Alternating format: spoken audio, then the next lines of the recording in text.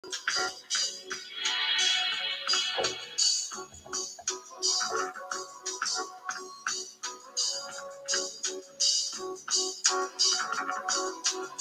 evening, good evening, good evening. This is Kavan Turman, your host for Food for Thought, powered by the Brothers Brunch. I am super excited tonight, especially because I have some good brothers who are joining me today, for whom I've known for quite some time at three very different stages in my life. So we're going to go ahead and get started. We're going to wait for a few people to pop in. We are going live right here on Facebook, and we're also going live on YouTube. So please definitely check us out. All right. So we're going, without further ado, bring the brothers in and have them do a quick intro. But I'm really excited to have you all here with me today. Brother, can you hear me? Yes. All right. Brother, can you hear me? And good brother, can you hear me? I sure can. All right. Awesome. I'm having a bit of a delay on this end, but we're going to go ahead and get started. And we got the comments that are going to be coming in. I think somebody sent me. All right. That was you, Jolly. All right. So today is Food for Thought. Today is Pastoring During a Pandemic. I'm your host, Kavan Turman. And, to be perfectly honest with you, man, I can't be more excited. I'm not sure what's going on with my screen here. Can you all see me? Am I moving or am I frozen? You're moving now. I can see. Yeah, you're moving, and we can hear you. It's a little delay, but yeah. All right, so we're gonna work it out. I might have to come out and come back in. But I'd like to introduce these gentlemen. I've known them at various stages in my life. We have from the top right, we have Jolly, who has known me since I was 17 years old. Man, you were pretty much an administrator at Lincoln University, and it was a knucklehead time in my life. So we won't get too far into that. And then Dr. S. Todd, man, you look, you knew me during my knucklehead stages as well. So he knew me in my teens, you knew me in my 20s. And we'll just leave it right there. But you definitely you got me as soon as I got to Wilmington, joined the Resurrection Center, and the rest was history. And that was pretty much my entire 20s. And to this brother, to my bottom right, Brother Ray Taylor, my bishop, I am under his tutelage at New Covenant Christian Fellowship. So proper introductions. We have Pastor Harold Jolly. He's over Second Macedonia Baptist Church in PA. We have Dr. S. Todd Townsend, who's over the Resurrection Center. And we have Bishop Ray Taylor, who is over the New Covenant Christian Fellowship in Newcastle, Delaware. Welcome, brothers. Welcome. Glad to be here. Awesome. We're going to get right into it. And I'm just happy that I was able to kind of get you brothers on, because I know you all are busy. So I know Pastor Jolly, you just had Bible study, and like literally just got off a Bible study, and I know the timing with you all were just crazy and insane. So I appreciate you all being here. We have a lot to cover. We're going to try to cover this in roughly an hour. Now I know you guys are pastors, and so my safe words are going to be in closing, right? But in closing, you brothers say it a lot, but let's just say, look, you might get a few amens. You might get that's all right. Keep going, Pastor. Let them use you and all that. But as for like food for thought, I'm just going to ask you all to respect my safe words. All right. My safe words are in closing. So, when you do your pastor thing and you get to talking, if I say in closing, I just want you brothers to respect the room. Is that okay? Can I get an amen on that? Yes, sir. Awesome. We're going to go ahead and start with the first question. And the first question, I really want to just jump right in there, because of course, if you're just tuning in, we're talking about pastoring during a pandemic. And again, these brothers have known me in every stage of my life, some of them at various stages of my life, that is.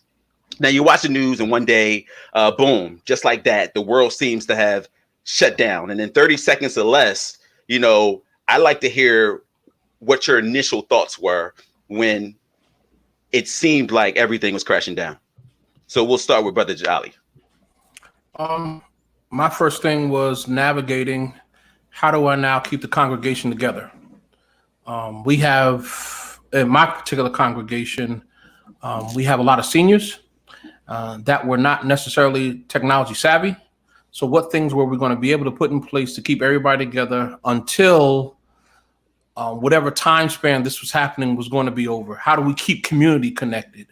And then the second part of it was, how do we now continue making impact in the community that was around us, or that is around us? Okay. Got it. Dr. Todd. I think the first reaction, can you hear me? I switched mics. Yep. I think the first reaction to COVID was as it took place, as it began to settle itself and have an impact, an extremely large impact. Concerning the church, I think for me it was, how do we use the opportunity? How do we use the opportunity to do ministry? Because it's going to throw people into storms, fears, struggles. And so how do we answer that? My philosophy is life is the gift. Storms are normal, but the gift is how do we live through the storm? All right, Bishop.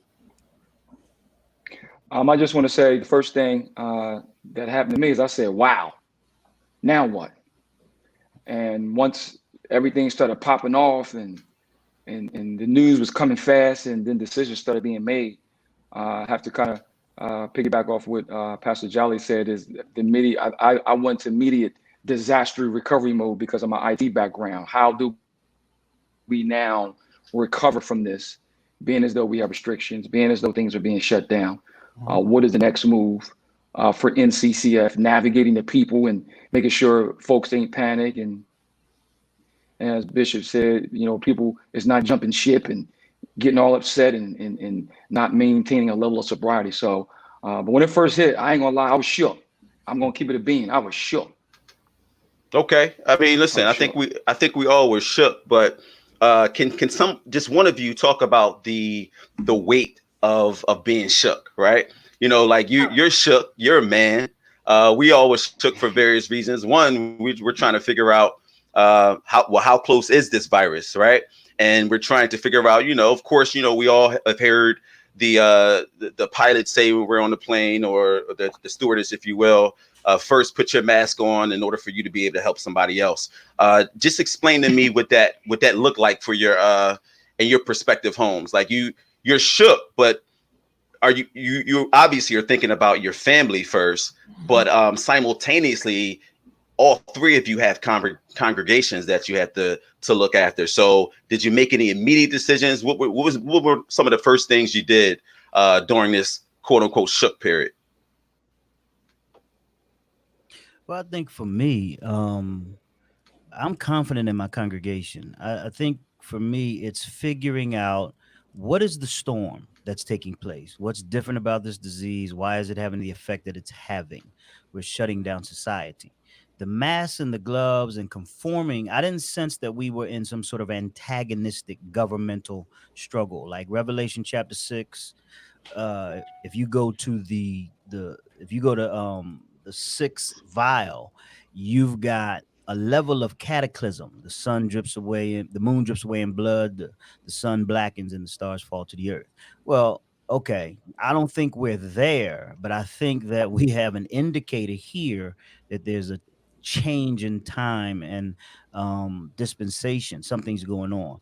So how do we minister through that? Because God is still in the same place. This is a new kind of storm, but the same place my trust was, it still is. So the masks and the gloves, we're going to do that. We're going to conform to the governmental requirements, but I'm not transferring my trust from Jesus to some mask. I'm aware of it, but I'm not transferring my trust. So for me, it became, how do I move my congregation forward through, and that's what the pressure was about. Okay, anybody else want to chime in on that? Dr. Todd was real heavy. I'm just going to keep it light. For me, I was looking at health, not only for myself, but also for my family, my extended family, and congregation. We immediately stopped some of our outreach efforts just so we can understand the medical portion to this. They're saying that this was spreading very rapidly. Those who are seniors were at high risk. Those with compromised immune systems were at high risk. And in the beginning, they really did not identify clearly how it was spreading. There was all type of rumors that it was spreading in various ways. So until we had a better understanding of how this was spreading and how we could properly protect people, I suspended congregational meeting. I suspended our outreach ministry, and then I called some of my leaders together and saying, okay, we need to plan what we need to do in order to move forward. I think we just lost our host. Did we just lose him? No, So right now you hosting. Check Right out. now you Hosting. Yeah, you switched right into that position. Yeah. you hosting right now. Keep going. All right. Keep going. Keep So going. as I began to try to understand the medical portion to this, I then began to look at the spiritual portion of this. You know, how do we, as Dr. Todd said, you know, keep people to keep their trust in God and not get so wrapped up with all of the news reports that are going out and Dr. Fauci and everybody else. There's an author and finisher of our faith, right? So with that understood, whether if God decides to leave us here, we're in good position because he's with us.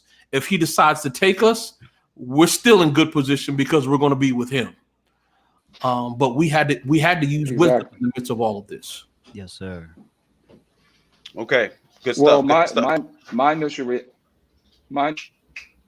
reaction was, glad you can join us, Kevon. Glad you come back to the show. Don't do it. Don't start. No, I'm just messing. But I'm just going to throw it to say that when I first heard it, you know, as Bishop Townsend said and Pastor Jolly, is that I'm gonna be honest with you, I was shook. So because I knew that we were up against something that I didn't know what we were fighting. So my initial thing was I need to first gather intel. I'm big on gathering intel. So I'm gathering intel for some of my top leaders. I'm watching information. I'm trying to figure out what's going on. So it's kind of hard to navigate when you don't know what you're navigating against. So as the governor kept coming out with restrictions and well, you can't do this and you can't do that, and then he started shutting down businesses, and then houses of worship numbers begin to deplete. That's when it became more clear that this virus was very dangerous, and we knew that we had to begin to start rolling things over as far as, because I'm all, you know, for technology, from a technology perspective. But one of my main things was I want to make sure that our leadership teams stood strong through the process, because as long as our leadership team was strong, I knew that the sheep would follow accordingly. But I had to make sure that our top lieutenants, our top people in ministry understood what was going on, what the playbook was. So we were all saying the same thing. So as Bishop said earlier, and I want to keep saying that, people wasn't operating in fear and making decisions based on impulse, because that's very dangerous. Yeah. When you're already dealing with a very dangerous situation. So I want to make sure as a leader, I wasn't making decisions based off impulse or because it felt good or because what Fox News said. No, I want to make decisions based on, Pastor Jolly said, science, but also based on what is God saying for us as far as the people here in this specific region. Okay, so we're talking about, you know, what the people are saying, and to be honest with you, there's been a lot of civil unrest and enough where we can't ignore it, right? So we know that we're going through a global and health, economic, racism pandemic, right?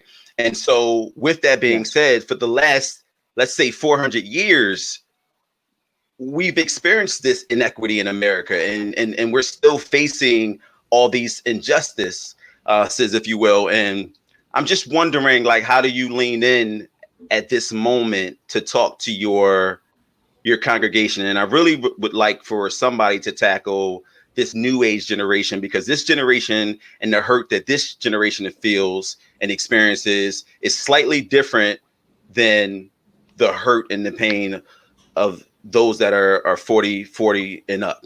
And so I want to know, like, how we're leaning into those conversations to kind of really talk to our congregations about everything that's going on, particularly the looting and all the civil unrest. Like, what do you think the church's responsibility and response should be to that? So, all right, brethren. For me, I think this is my take on the whole scenario. I think that God didn't tell Israel in Egypt that he was working Moses and getting ready to send him. And I think when he got there, they rejected Moses because his presence caused problems, because they could not recognize a precursor that led to deliverance. I think Corona was a precursor. Now, in hindsight, I think that it's a virus. I think, and quite frankly, there are still other viruses that are active that kill more people than Corona does. But I think Facts. this is a national, international phenomenon that made its impact because we're in the last days, and God wanted to introduce a global phenomenon that made everybody be still, shut down all economies, shut down jobs, 40 something million jobs out of whack, people not going nowhere, they home, and everybody still. Then he sparks a fire with a knee on a neck, and that Mm. fire becomes an inferno that again sweeps across the globe.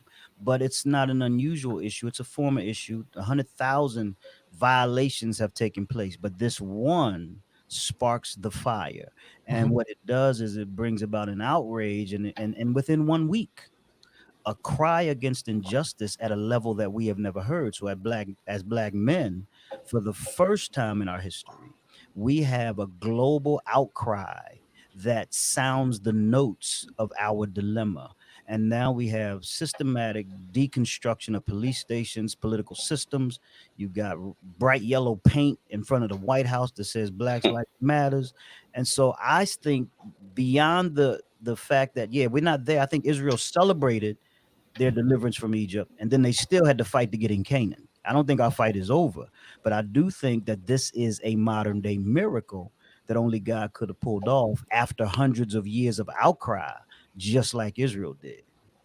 And so for me, it's time to equip the saints. Number one, evangelism is still our call. Number two, the next generation has been set up. And so for us, particularly as black men and black people, what's going on right now, we're at the center of the discussion. And so it's amazing to me. I see it as God's opportunity for us to minister in this turn. And the goal is still to win souls, it's to empower people. But right now, we also have an orchestra sounding our concerns for social justice. I think it's a door we have to run through.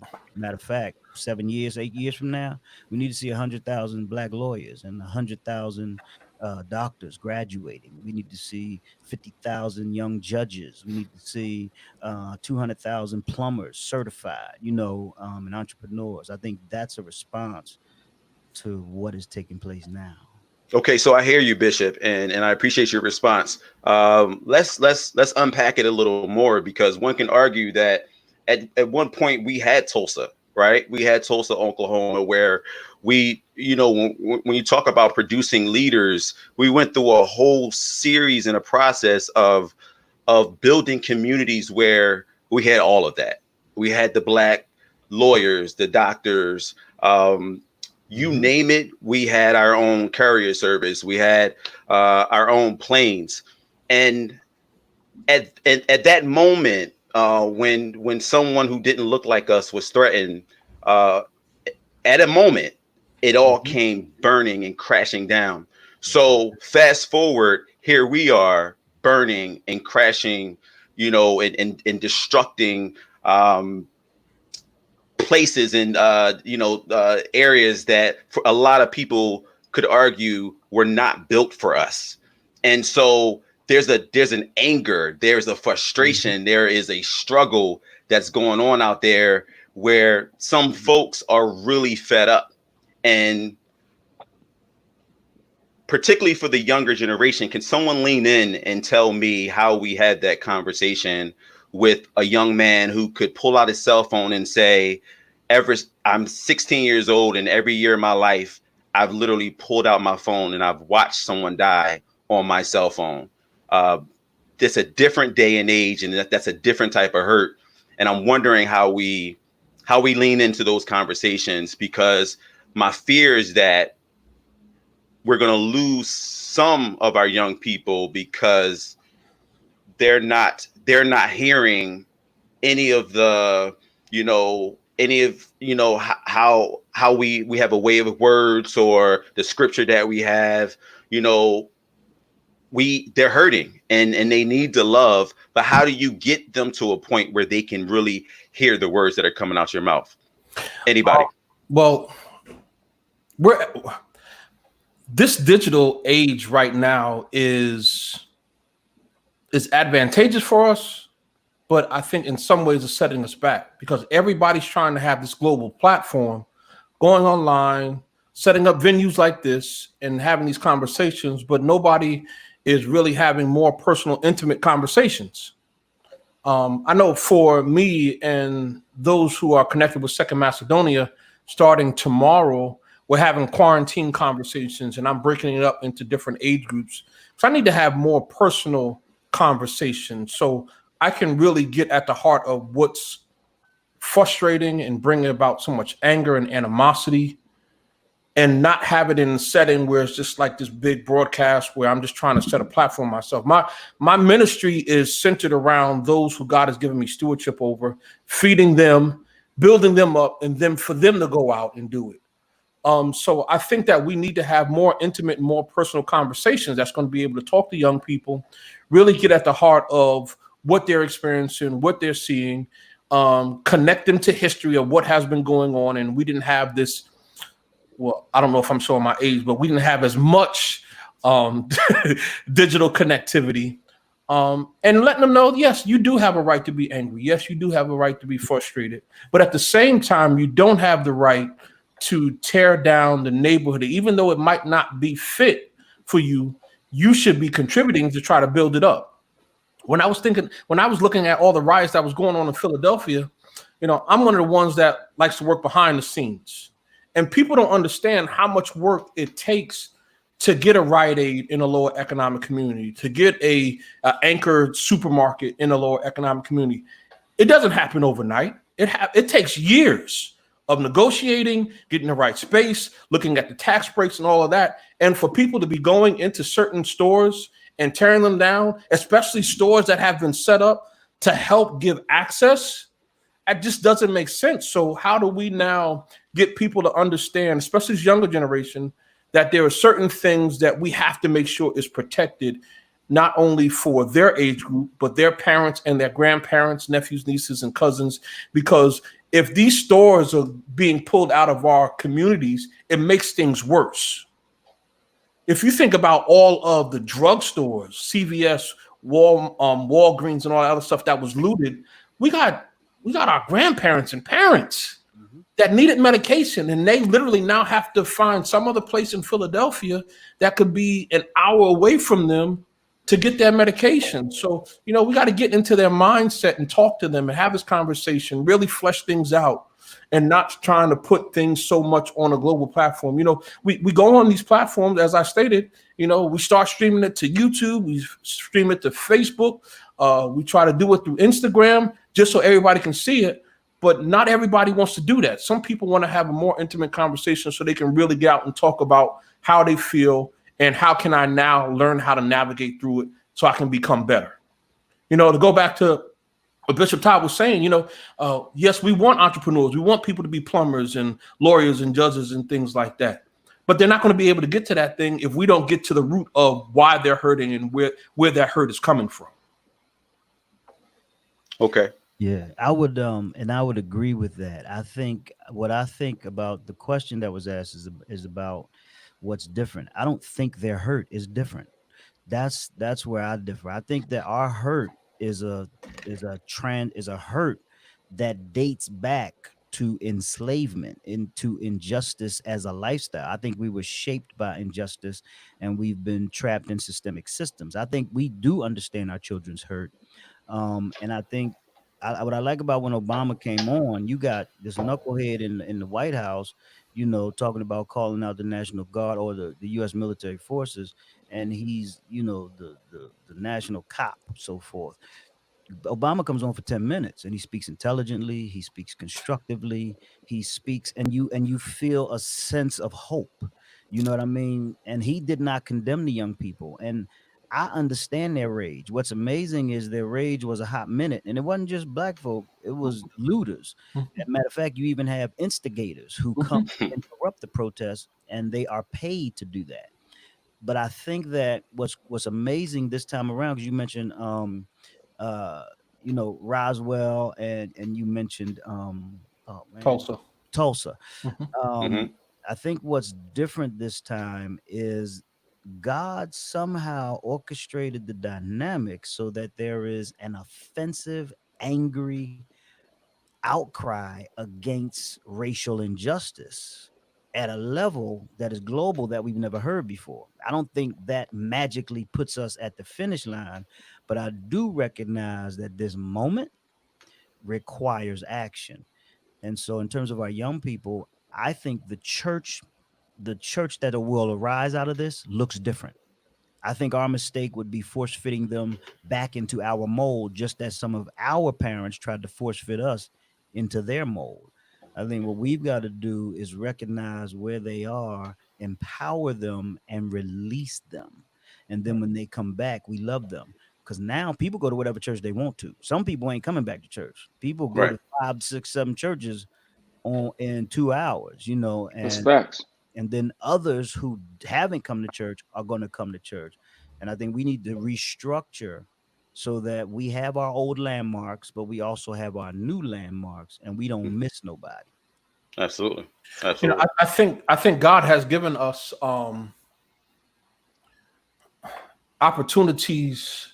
Bishop had brought up evangelizing to really catch up with this digital age of evangelizing in a way that's going to reach people literally around the world. Yes. Not every church was prepared to do it, and still to this day, not every church is prepared to do it. So how do we now develop a digital discipleship plan that's going to be able to have a core group of people that can be responsibly carrying out this tool of evangelism that's going to help spread the message of Jesus Christ? That's not necessarily going to be attached to denomination, but it's going to be rooted in the Word of God. Can I say I like this it. too? I like it. To So add to that? absolutely. And I'm Right, going to pop DJ. out for 2 seconds because I got to change my location. I'm frozen. So Okay. go ahead. Okay. I just wanted to say in reference to Bishop, you brought some good points, and Pastor Jolly, you brought some good points. Number one, about the young people. When we looked at a lot of the looting that was going on, and Bishop, you're right, there were people who were paid to come in. However, we know that there were some young people that were just doing things and they had no clue what they was doing. Right. And I call that misguided energy. Their energy was misguided. Again, I always say you never want to take the right away from someone to express how they felt. However, the way they were going about it, it wasn't done with wisdom and understanding. And we know, well, young people, in order to get their ear, they have to trust you. We have to build levels of trust. Going back to what Pastor Jolly said, having these conversations. I call them courageous conversations. And Yes. even myself, because I have a lot of millennials in my church, I have to listen to them. Yeah. I can't come to the table with a solution. I have to come with a pen and pad. So it's now juxtaposing the position and saying, okay, now I'm giving you the opportunity as a young person to voice your concerns, and then following up on that and listening to what they have to say, coming up with follow-up plans and action plans, and making them feel a part of the discussion. And then my second point is, Pastor Zell, you talked about technology. I remember when we first moved into the building that we are now, we were doing Facebook Live way before Facebook Live really started blowing up, and we didn't even have our own Wi-Fi. And I want y'all to forgive me in Jesus' name. We was jumping on somebody else's Wi-Fi, but y'all didn't hear me say that. Praise God. But eventually we got our own Wi-Fi. Hallelujah. Glory be to the Lamb of God. Amen. And we begin to, stream. But before Facebook Live became what it is, I already knew, because, IT is my background. I already knew that technology was going to be a part of the church. And Bishop, you said something that hit the nail on the head. Now that Rona, she's still here, but she's starting to lift. God is starting to let her expire. church will never be the same. And Bishop, I said it to my leaders this week. Some people are not coming back to church. Yep. And I have to be okay as a pastor that if someone says, Bishop, I love you, I love the way you preach, but I'm not coming back through those doors. Yep. I have to be okay with that because why? Virtual church is now going to be the new norm. There's still going to be the physical building because I'm still like David. I was glad when they said to me, let us go to the house of the Lord. I still want to go to the physical location. I'm just from the old school. I get it. However, Rona has now changed the dynamic, and some people are saying, I'm just not going back in the building. And I have to pastor them, watch this now, Yep. from a place behind a camera. Yeah. And be okay with it. So now to go back to what Pastor Jolly said, now I am forced to use and build technology templates as far as discipleship and fellowship, and understand that now where we will come to the brick and mortar, now you can meet me on Zoom for discipleship one-on-one. Yeah. So The game is changing now. The game is changing. The game is changing. So how exactly, what exactly are we doing differently at your prospective churches to kind of fall in line with that? So now, okay, how has that affected attendance? Do you find that you have more of a following virtually than you would on a Sunday morning, or is it drastically that different? Let me just say this. For me personally, now that we're virtual, and we're virtual now, it forced me, because before we were just Facebook, now it's forced me to spread out and deploy on multiple platforms. So I had to figure out how to use YouTube Live, had to figure out, we just started using Instagram Live, because now those are the platforms that people are going to church. Bishop said it. People are church hopping. They're going somebody at 9 o'clock. They're going somebody at 9:30. That's what folks are doing, and there's nothing we can do to stop that. So now, Kavan, it's forcing us, what? To learn technology. Pastor Jolly said it earlier. Churches weren't prepared. Now you have to get prepared, or watch this. It could mean whether or not your church is still going to be relevant and still being able to keep those doors open. Because now you need people to partner with you from an online community to help you to still build ministry. Yeah. So you have to do virtual church now. It's not about whether or not I'm going to do it. You have to do it. Okay, I hear you. You have to do it. But there's a lot of questions that a lot of folks just want answers to, in terms of, all right, so we addressed the services, but the funerals and the other events that moved from in-person spaces to live streaming services like Zoom, Skype, or Facebook. Personally, I'm zoomed out, right? But how much of a challenge has this been, Brother Jolly, from your perspective, you know, in terms of a funeral where, you know, these are people, and I'm not sure whether you've experienced this, but we're having to shift in so many ways that seem so impersonal. If this becomes the new normal, which some studies or researchers are saying that we may have another wave of this, how do we truly pivot? And are you okay with this being the new normal? And I think you mentioned a part of this earlier. Well, it is going. I believe it's going to not only be a second wave, but a third wave. Okay. Before I answer your question, so what people aren't realizing is, in the midst of this cry of justice that has now surfaced over the last 13 days now, 14 days, we're still in the midst of a health pandemic. And I applaud people that have gone out and inserted themselves in these mass crowds. But from a health perspective, that's going to prolong what we're going through in reference to COVID-19. All right. Now to get back to your question, I think we have to have talks with our congregation about what the new norms are going to look like. And it's not saying that we didn't love your loved ones any less, but we have to adapt to some times, and we have to figure out some other ways to be able to provide people comfort during the time of grieving, give proper respect to whoever they have lost and minister to them, and then try to give them equipment to know that the church is ever evolving. And we might not get it right the first time, but we're still going to work on it to try to get it right. I'm just going to be transparent. I've only had to do one service. No, that's not true. I did 2 services. One I did at a funeral home, which I was very hesitant for. And the second one I did at the gravesite. And I had to stay within a specific time frame. But I continued to talk with those families to give them comfort, made sure my leaders who are set up to work with families that are going through times of bereavement continue to touch base with them, and to let them know that at some point in time, I can't tell them when, we're just going to have a mass memorial service that's going to be able to celebrate the lives of those who we have lost during this time. And for now, unless there's different, my people have been comfortable with that. I can't speak for everybody else, but that's what we're working through at Second Macedonia. But for every pastor, they know their congregation, and they're going to have to work what's going to help work their congregation. So what works for me may not work for Bishop Taylor, may not work for Bishop Todd. So they have to make the decisions that's going to be best for them. But I know what's working at Second Macedonia.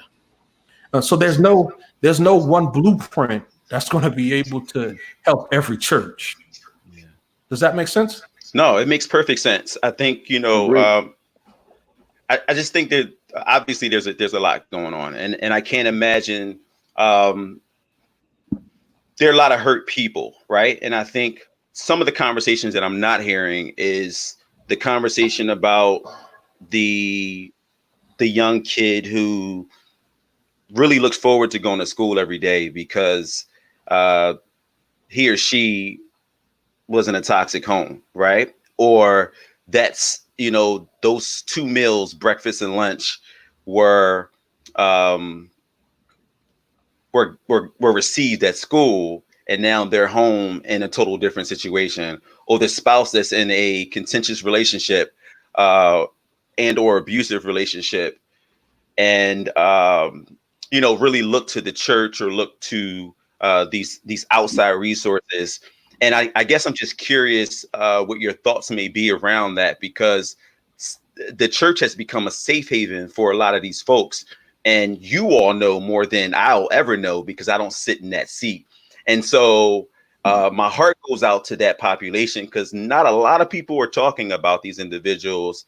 But not only do, I know as men, we suffer in silence, but I can't imagine being quarantined in a home that's not so healthy.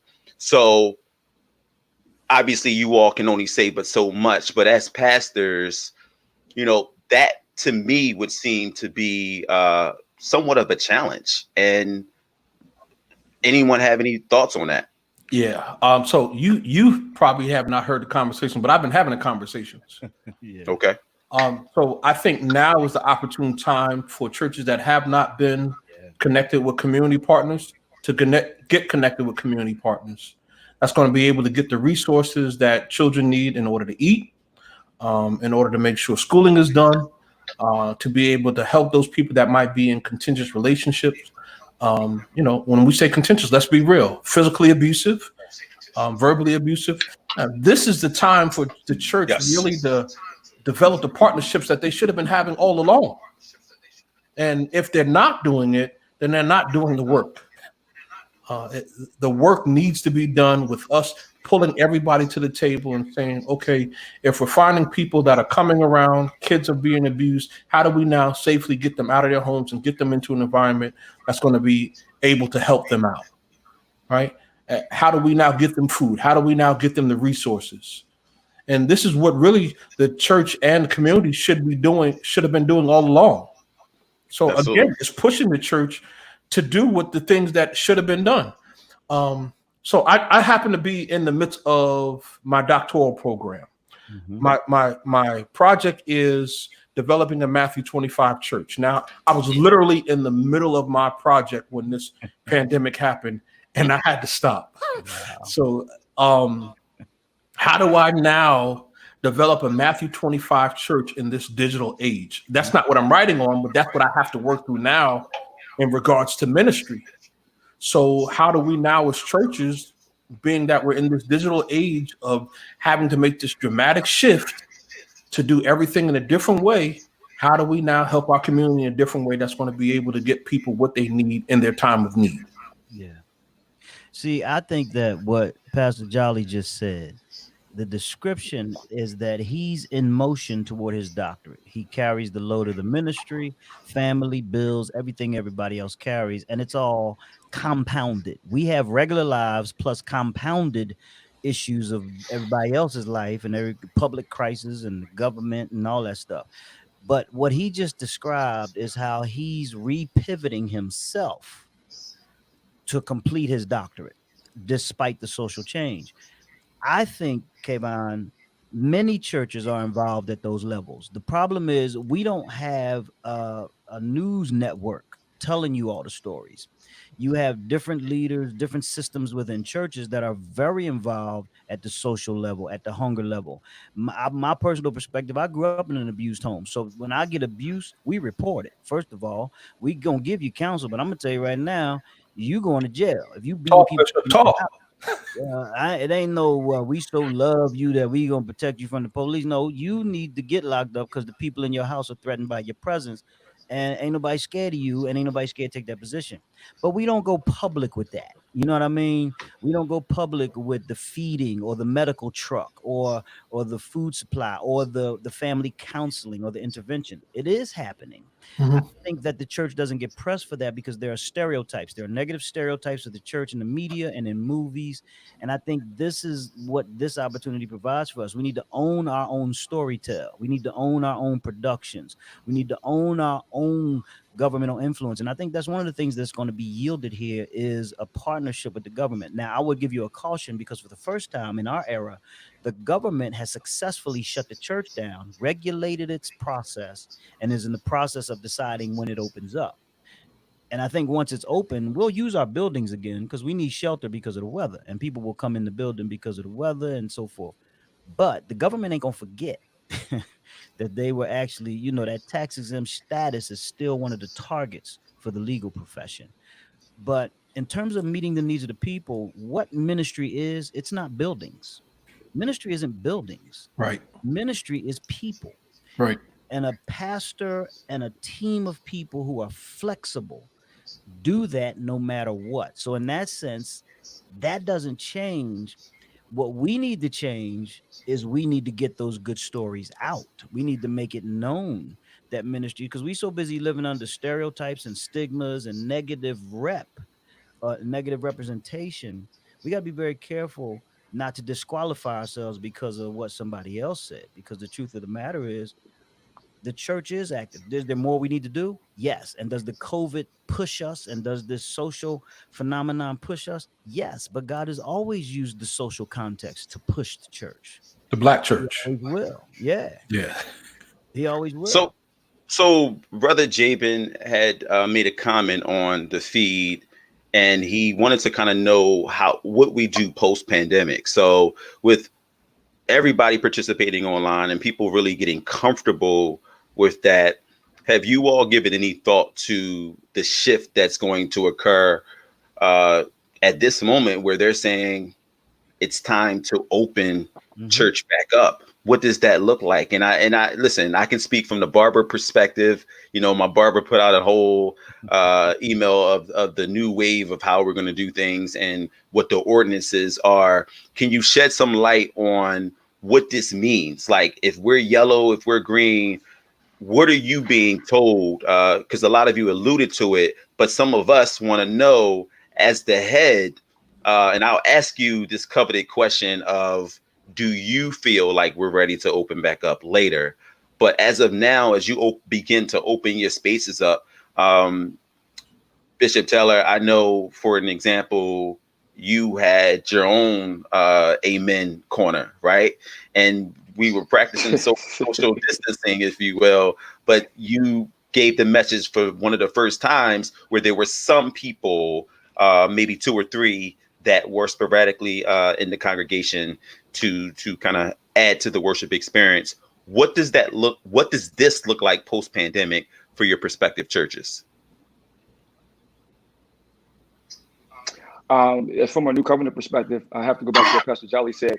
Every man is going to open up his house based on how the Lord leads him. So there's no right or wrong answer for any man's house. The way I do it, not the way Bishop Townsend do it, not the way Pastor Jolly do it.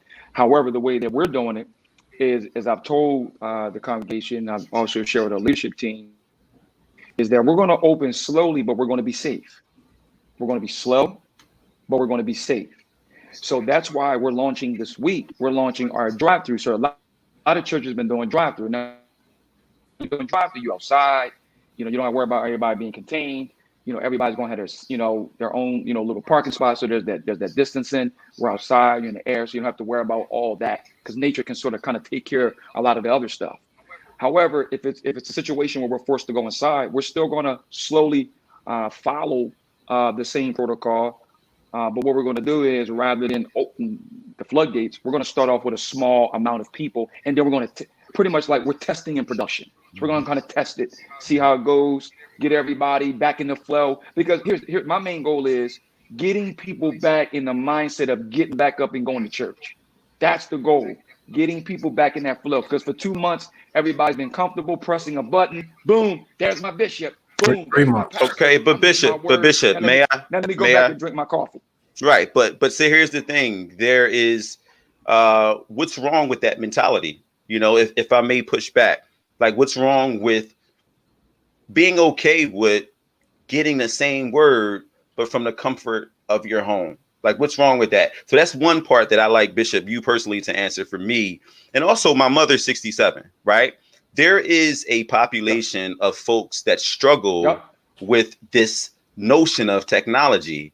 How are we, this makes me think about serving differently, right? So, are there enough of us before the pandemic serving our communities by showing our folks that are 60 plus how to operate these computers and phones? So this doesn't just affect those of us that can just hop on, but this also affects those of us that this is really a struggle. Zoom is not something that is normal for everyone. Right. So can someone address that population, because they're tuning in as well? But also, Bishop, if you can just talk to me a little more about, what's wrong with the person that has gotten to a point in their life where they're okay with the virtual reality.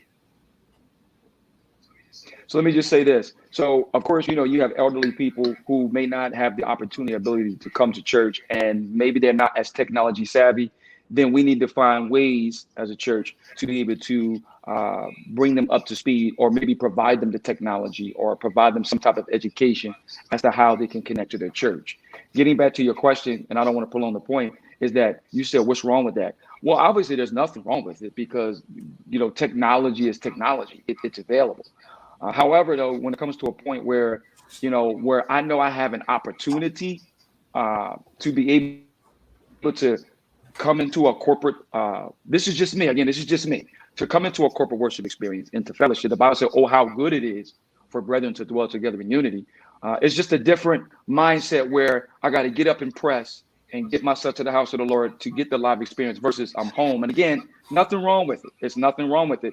But if I know I have the opportunity to be able to press and to gather with the saints and not forsake the assembly and coming together such as some do, and I have the ability to do it, then, me personally, I just think that, that's something that I'm going to take that option where I'm going to, like Malcolm X said, by any means necessary, connect with the brothers. Now, if someone feels as though that, they feel as though it's okay for me to watch a virtual church, then, I can't say anything about that, because Rona has changed everything. So it's a double-edged sword. It's a double-edged sword. So I'm not going to bash somebody because they're staying home. No, I'm not saying that.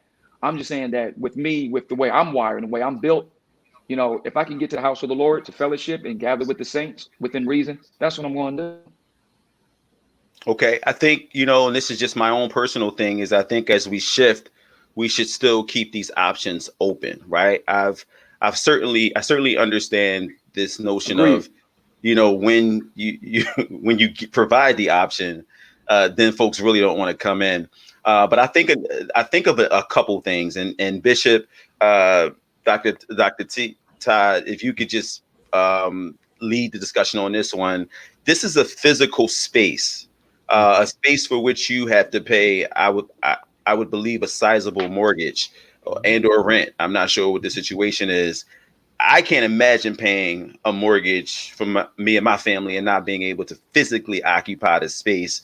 Talk about, and I get your point, Bishop, but talk about the space and it not being occupied and some of the things that some of us, lay folks may not understand. So there's a human side to leadership, but there's also that business. And those are the things that may keep you up at night, but we're not thinking about it. So for those that are tuning in, what are some of the things you might have to wrestle with in terms of a space not being occupied? Because we talk about looting, but we're not talking about, when something's not occupied, people get creative and bills still have to get paid. And there's so many layers to it. So talk to me about that process, or just Facts. upside and downside to your doors not being open. Okay. I think again, the door's not being open. Paul said, I might be bound, but the word is not bound. I think that there's a general, for me as a pastor, there's a general philosophy of approach. The church is our building. It's the people of the church. Corona shut it down, and the government enforced that. And we did not want to be a church that spread the disease. You had pastors who got his people together and they spread the disease. They had pastors that got locked up over that. You had pastors that declared that there's some sort of unfaithfulness in the body of Christ by conforming to a government request to shut down. I didn't take that approach. Again, I don't think we're at the point of an antagonistic relationship with the government. I think that's coming in terms of the latter days. But I think right now, practically speaking, if the corporate sector, for instance, in Delaware is a huge corporate sector. They're not going back to the building to the end of the year. They're telling their employees, you ain't coming back. Facts.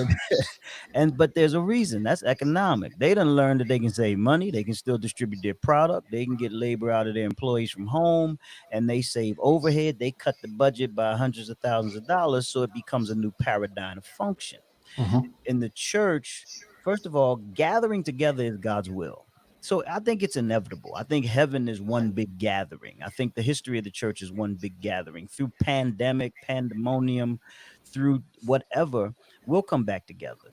But in the meantime, in answer to your question, my strategy, okay, let's minister.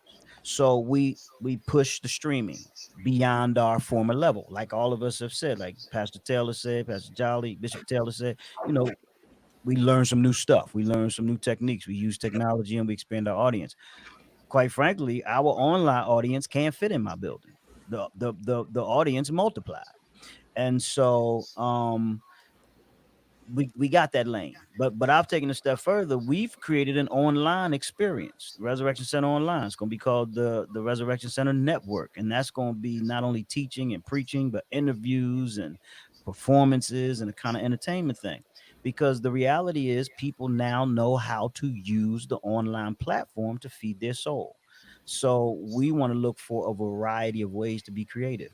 Now, that said, I still believe there's going to be a crowd that comes to the church. So for me, it's simply preparation for all three arenas, all three lanes. There's the virtual, there's the streaming, then there's the online context we're creating, and then there's the return. So how does the return look? According to us, complying with the governmental regulations. I'll give you a funny story. One of my guys is a cameraman for ABC. He said, Bishop, they want to know if they can come bring the cameras in church on the 7 Last Words, or I think it was one of them services, Easter or something like that. Now, what does that service look like? That service look like me preaching to an empty building because we filming it, right? So I said, yeah, bring them in. So what they did was they came in and they filmed the empty building. Then they did a shot of me preaching. They didn't record me preaching. They just did a sweeping shot from the back. Well, that shot was on the ABC News, the Resurrection Center conforming to COVID. Well, what happened was crazy is this was amazing to me. We're on the news for having an empty church. Wow, that was just a phenomenon for me. So they filmed the building empty. So I said, well, I know we good. We got evidence that we're complying. Now on our way back, let's talk about the potential return. It could be thin because people are scared. It could be extreme because the pandemic, then the pandemonium, has created an appetite for God, right? And so I met with our young people the other day. We met with the young people. They're like, we want to come back. We don't real we now we realize how much we miss church. So you got that reaction as Facts. well in the millennials. And so what happens if we're regulated to 60%? Let's say it stays 60%. For me, that's approximately 300 people in my sanctuary. And that's still a lot for COVID. So let's say we do that. But then let's say 900 people show up. All right. So my people, we've been meeting. They're already ready. We're cleaning the building. We got teams doing this because you got to clean up at the people when they sit down. You got to clean up at the people when they use the restroom. The screens need to be working because you can't hand out a program. If you do communion, you got to hand that out. You can't have people interacting. You got to have a Z pattern formation in the sanctuary. People can't sit next to each other. They can sit on the corner, somebody in the middle and somebody on the other end. And then you have a Z pattern. So we got all that mapped out, all our team. I got everybody training so we can do that. Now let's say we get a big showing. So I'm saying, let's do the sanctuary. We got a fellowship hall. So let's bring some people to the fellowship hall. They'll come through the other door. And if necessary, let's prepare the second floor so that we would have people coming through the back door. Right. And that way we would be able to do a 9 o'clock service, facilitate 900 people and be conformed to COVID because we got a big building. We got a city block. By the way, we've been saving a lot of money because the building been empty. But that don't mean we want to keep it empty. So I understand the corporate sector. On the other hand, let's say we don't get but 100 people. Well, then we take that gradual process and phase it in. You know what I mean? So I think, again, it's us being flexible to the social requirement that life has dished out. And then as pastors, we simply conform to that. But the goal still remains ministering to people. And I'm not of the persuasion that people are not going to come back to church. Some won't. My mom, she was mad at me. I stopped my mom from coming to church because I'm like, Mom, I can't come in and say to the seniors, y'all can't come to church. And my mom sitting right up here on the front pew screaming and shouting. So that first couple of weeks, she was hot. My mom was mad at me, man. And so now she told me, weeks later, she understands and, she respects my leadership. Yeah, facts. But, it's not insurmountable. It's just making the adjustments necessary and then remaining who we are. We serve the Lord with passion and a relentlessness, and we care about people. So ABC News identified at least 33 African-American bishops, reverends, and pastors who led denominations around the country who have died from the coronavirus, according to an analysis of news report. I want you to address how jarring that is, but I also want to, because of time, I want to get through some of these facts for the viewers. And I apologize. I know I'm frozen. I'm all over the place. And I know our boys are giving me a lot of grief about my bandwidth, but I did up it today. I'm just not sure what's going on. So I apologize for that. But they can hear you all. So that's all that matters. Also, according to the CDC, African Americans account for 27% of confirmed COVID-19 cases, compared to being about 13% of the population, which is rather jarring. And I also know that. So before we move on, I want someone to just tell me immediately what that feels like. You all are virtually losing members of the cloth, to me, in alarming rates across the country. And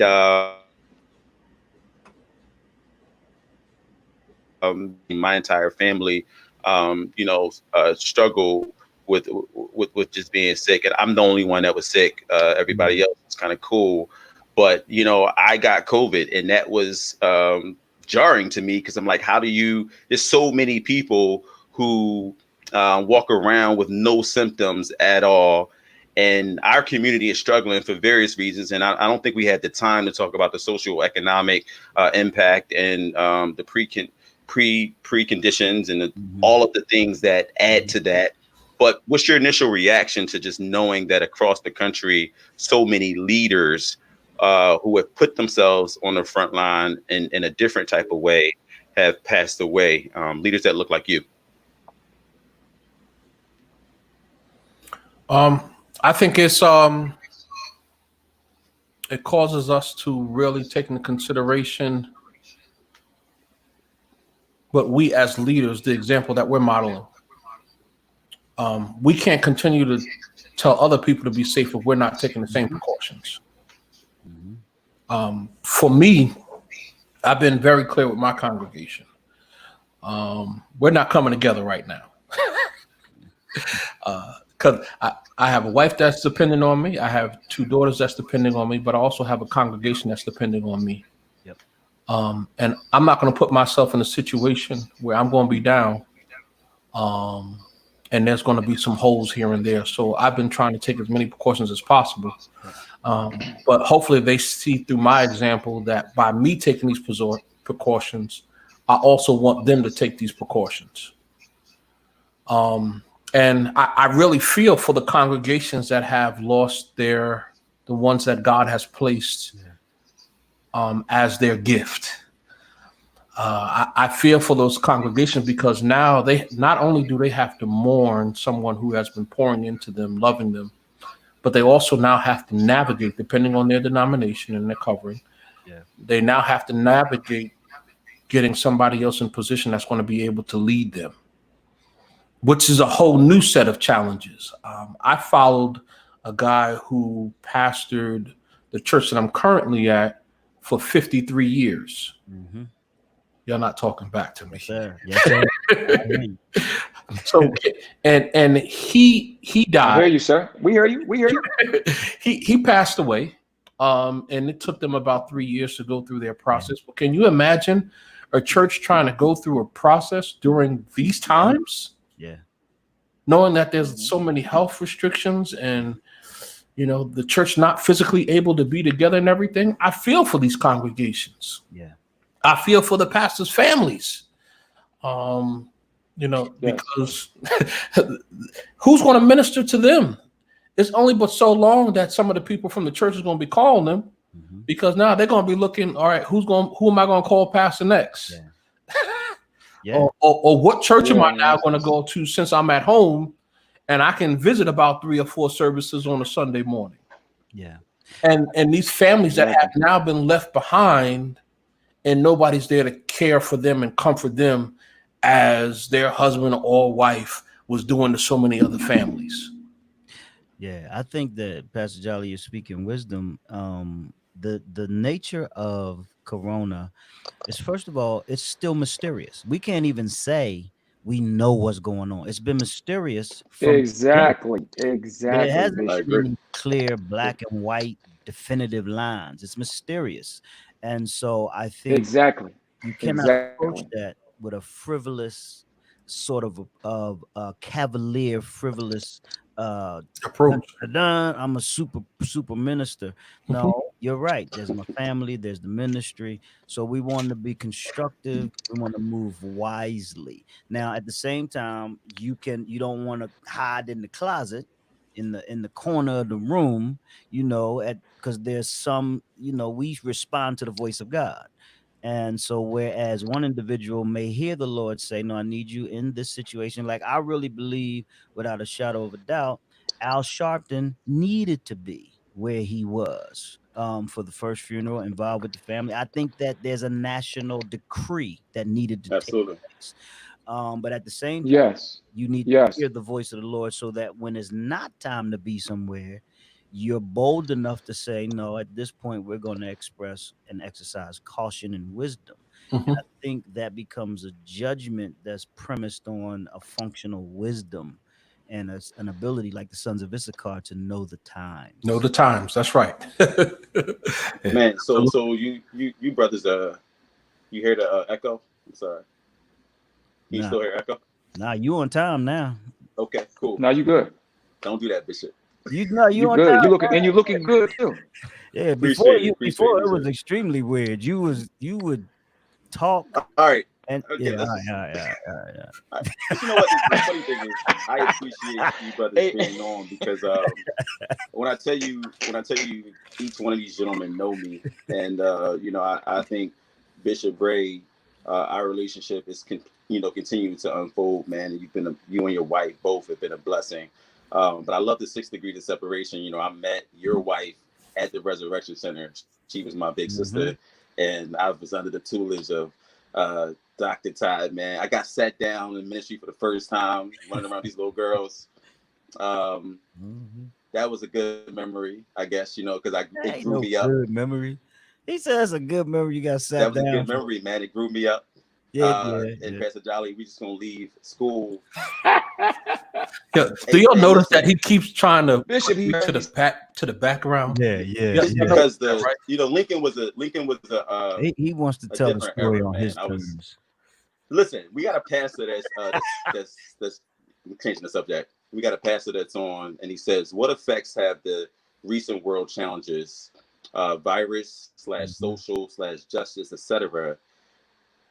How has what effects has it had on your 3 to 5 year plan for your ministry?" So, in other words, everything that's going on in the world, how has that affected your 3 to 5 year plan for your ministries? If I speak to it, I would say. Well, let me just say this: as far as, go ahead, Bishop. If I spoke to it, I would say, we still have a 3 to 5. We have a 25 year plan. And the idea is just 25 years, Bishop.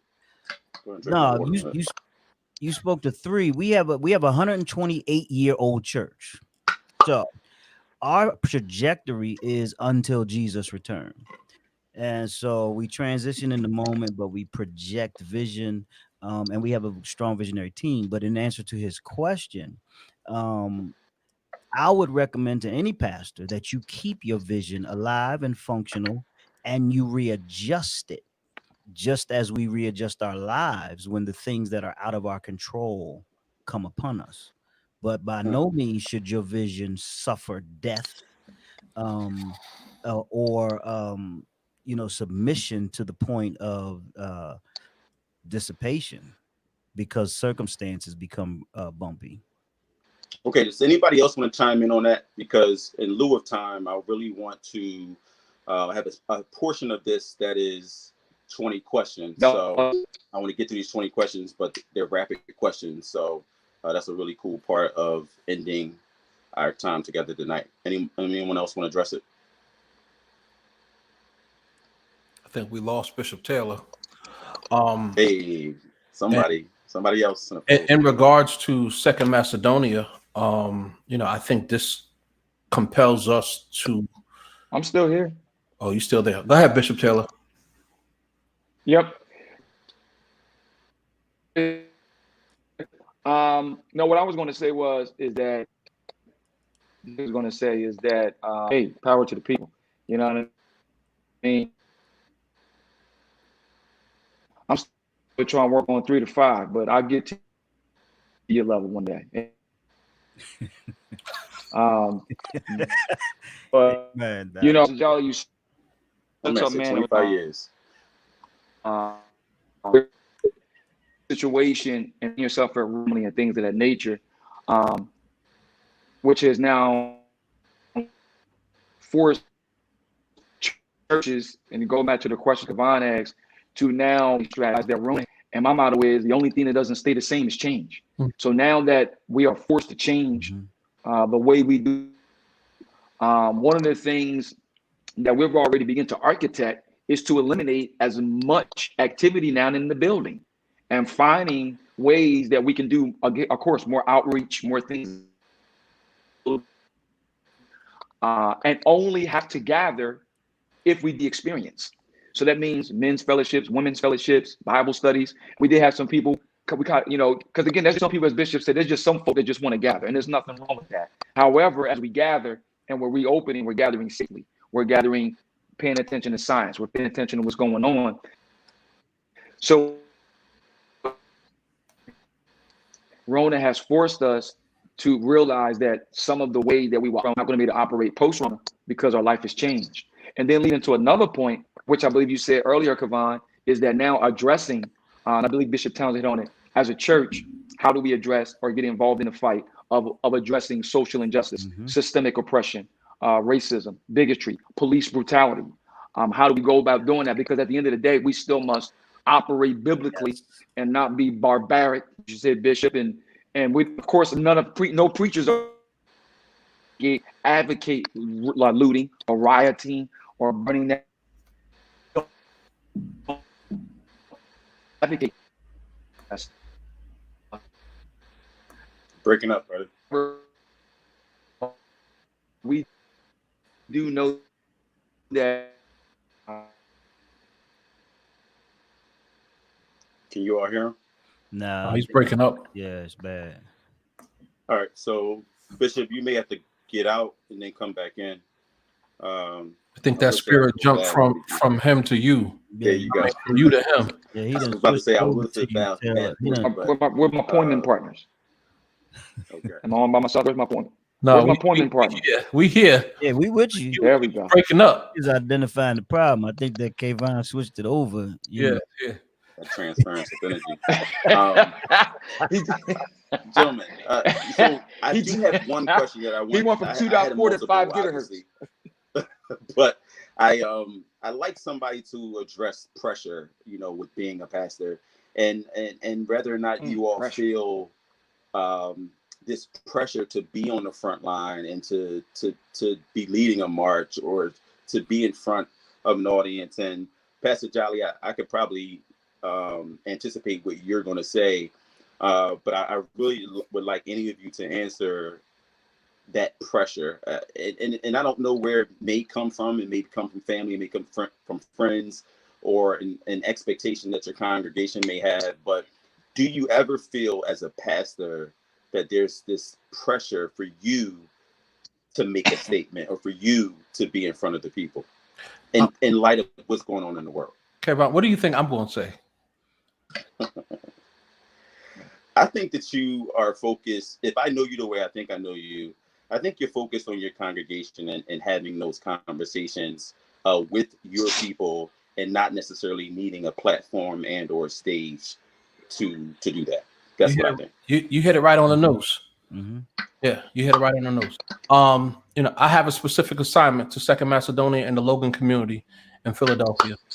Now, if God sees fit for that voice to go beyond those boundaries, then it'll happen at that time. But I'm not the one that needs the spotlight. I'm not the one that needs the platform.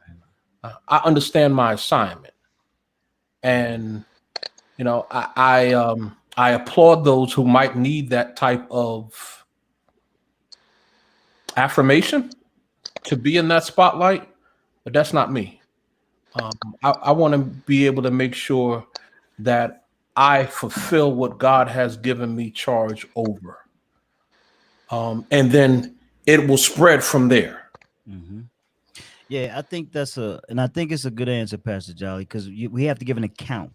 That's right. That's a good answer, sir. I would say this though: some people that are in the spotlight aren't there because they crave it or they need it. Some of them, that's their call. You know what I mean? They're actually appointed to that spotlight, which means that the pressure that goes with that spotlight are some of the potential, opportunities or downfalls. I think that the way Pastor Jolly and what he's trying to explain is what's really important. When you're a novice, when you're younger, sometimes you may not be really clear where you're supposed to use your voice or how you're supposed to use your tools or where your anointing fits specifically to get the most mileage. In my case, I'm seasoned. I'm 40 years in the Lord, 20 years at the Resurrection Center, 30 years in ministry. I'm clear what my voice is accomplished was supposed to do, who God appointed me to. And I'm going to tell you the model of Christ. I'll even give you this contrast. And I think this will dovetail well with what Pastor Jolly said. If you look at Christ, when he fed the 5,000 and the crowds, they came around for the food. Then you got another crowd that's coming around. They like, yo, the demons is subject to us. And he's like, he rebuked them because they're the thrills and the chills crowd. And so what happens is even Christ, the perfect one, winds up with 12, minus one who's a Judas. Then you minus that down to 3 who were with him at the cross and only or in the garden, and only one of them was there at the cross. And so I think all of us have to figure out who we're called to. Mm-hmm. Don't let societal pressures force you to miss where you're supposed to be and be ineffective in some other place. Right. Yeah, absolutely. So Jabin Ferrer, who is on the timeline, says 25 years is a good start, Bishop T. We have an 80-year plan for the Ferrer House. I'm planning to live to 120. So shout out to Jay. Amen. And that's Well, the amen. house. Amen. Power to the people. All I right. love it. So are we ready for 20 questions? Yeah. Don't You get said we ready too for 20 excited. questions? See, I mean, like this some you sort of got- contest. We getting a listen. report. I have a few questions. Let's go. I know I need to close this out, but some of these questions might be a little off kilter. Some of them might be right on point, but these are all questions that I may ask all of you, and I may ask just one or two of you. So just be a team player. So, Bishop Taylor, if you are a jack of all trades, which one are you truly a master of? So with all that you have on your plate, what do you think is your niche? I'm a master delegator. I mean, people tell me all the time, I know how to delegate. The Lord has anointed Amen. me and graced me for that area to be able to delegate. Amen. All right. So, Dr. Todd, how Yes, often do you feel like you are setting yourself on fire to keep other people warm? Often, moderately, rarely? Care to explain? I think the fire is in my bones and it burns at will. So it's really a lifestyle. Jeremiah, there we go. It's really a lifestyle. It's a part. Bishop deep, ain't he? He deep. He said it burns in his bones. Okay, Jeremiah. No, I'm serious though. I don't want to make We it know. complicated. I gotta go set myself on fire. I'd rather just let the light shine. And so, Yo, Bishop, my dude, but I'm just saying, you hear the way he said it. I'm sorry, I don't mean it. He said it just burns in my bones. Come on, man. Bones. Dude, he said bones. Okay, Bishop. Just permeates. Yeah, it just permeates his bones. All right, so the three of you answer this question. Question number 3. What hurts the most out of all that's happening in the world today? If we can try to keep our answers 30 seconds or less. What happened to George Floyd? That hurts. That hurts. The injustice that was done. How long that it took to get the arrest. Thank God that the governor moved quickly and got the right person, the right district attorney in there to move swiftly. And I'm just gonna quickly say, man, and Pastor Jolly and Bishop said it. We as a people, man, we're tired. We're sick and tired of being tired, and we want justice. And of course, we have to go about the right way, and we have to pray for those in leadership and those in the legislation. We want justice, man. We're tired of things happening and nothing is being done. And this is outside of being a bishop. This is a preacher. We want things to be done. We want justice. Thanks, man. That's good. If I were to answer that, I would honestly. These years, I didn't know I was going to be a pastor. God did that in my life, the whole process, and I'm delighted at what He decided to do with my life, and I love serving Him. Probably one of the biggest pains from a cultural perspective is lifting the building, the weight that we have as a people. Sometimes that weight is because of the external injustice. Other times that weight is because of an internal refusal at certain points to turn a corner or to grow beyond or to embrace a new approach. And so, that has been, I wouldn't call it a regret, but that's what I cry out to the Lord about. Okay, we went ahead and switch gears. Pastor Jolly, What hurts? thoughts on? No. Let's go ahead and go to, in 10 words or less, what is your biggest regret to date? Not adhering to my calling sooner. I like it. Let's keep going. Bishop Taylor. I would say my one of my biggest regret is that there was times in my life when we played a tape that I procrastinated in certain things in reference to the kingdom's agenda. Yeah, I would say being afraid to embrace the wingspan sooner that you come to learn God always intended for you. Mm-hmm. Man, I just every time you talk, Bishop, I just want to like snap my fingers, man. That was beautiful. Man. Deep, man. That guy's deep, man. I really do. I really appreciate you, Bishop. Man. Yeah, we'll talk. All right. Name something he's about deep, you man. that people are always shocked by when they find out. I'd like all of you to answer this. Wow, I give you a list of stuff. I like classical music. I ride motorcycles. I jump out of airplanes, climb mountains. You know, we took 20 Long people. walks in the park. Yeah. So, you know, they just want me to be like the preacher stereotype, and I can't do that. I gotta have a life, because otherwise I You won't. rap. Yeah, we do a little rapping, you know. So, yeah, all that. Bishop Teller.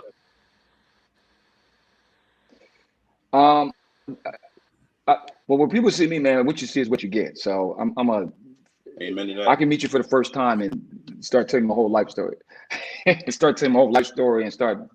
So, I mean, there's not really many things that people be shocked about with me, because once I'm an extrovert by nature, and once I engage in conversation, I just start talking and sharing, and so there's not too many things that people can be shocked. I'm an open book. People will never shock. So what they see is what they get. Got it. All right, Pastor Jolly, bring it home. The shock to find out that I'm a pastor. That's good. I'm like right. Bishop Taylor. What you see is what you get. I agree. You know, yeah. If you could do ministry anywhere in the world outside of the country, where would you go? Now, I know some of you have already been there, done that, but just share with us, if you could do ministry anywhere outside of the country, where would that be? 10 seconds or less. For me, 2018-19, we took 2 different groups of people: Africa, Israel, Egypt. I climbed Mount Kilimanjaro last year. We're supposed to do it this year.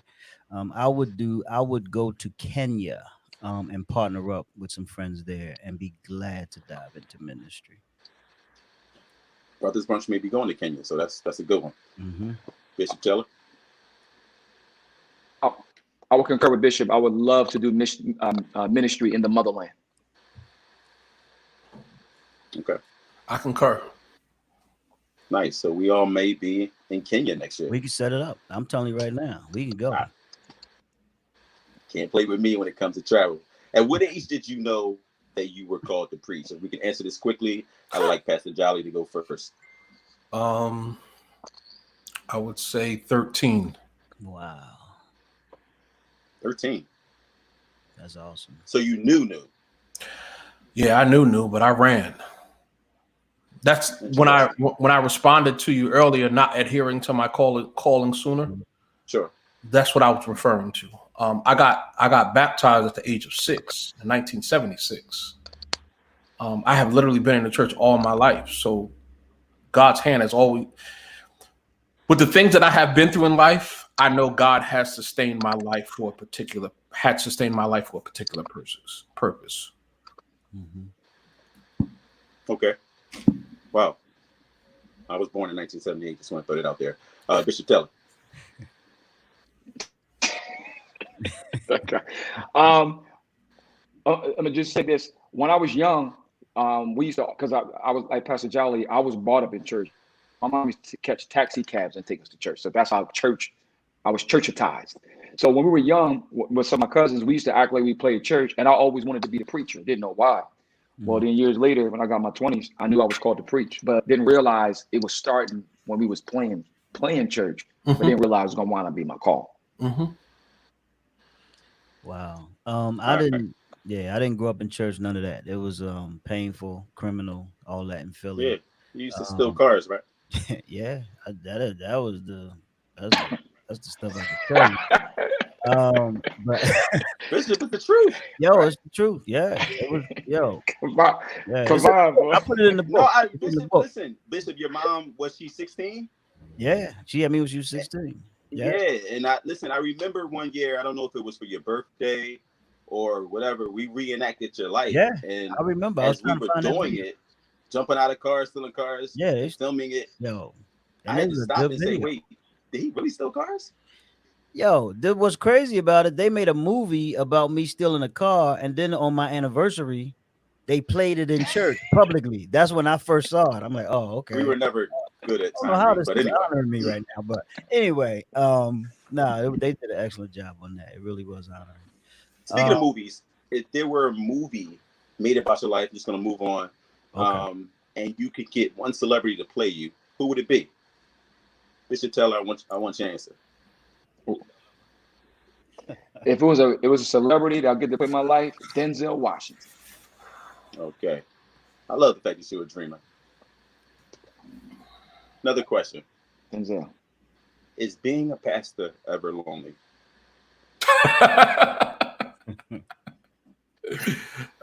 Can I answer for everybody? Yes, sir. Sure. Yes. Move on to the next question, please. Okay. No, answer the question. He did. He said yes. Taylor, you don't ever feel lonely in ministry, bro? I'm not a pastor, and I honestly No, I don't said really Taylor. know. Like, You know, this Nah, I can this imagine this that. work. Nah, I'm just The call is lonely. That's People the wanna know. calling. It, The calling is to live Hey, on Johnny. the cross. You don't just visit the cross. facts. You live there. right. You live Facts. right. under God's voice Daily. of authority, which is stay on the cross. And then with people challenging you, I dare you to come down. Who you think you are? And so you live there. You live in that tension between heaven and earth, between God and man. And yeah, it's very lonely. I really want you to have a follow-up show to this, Yeah. Kevon. When you talked about that pressure, that's a whole conversation in itself. Yes, sir. Yes, sir.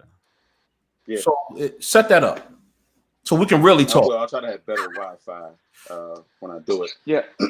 Yeah, you you need better Wi-Fi. So there's power in partnership, and Yeah, I he got- personally need that. Yeah, he got the all Teddy Riley right. Wi-Fi. I'm sorry.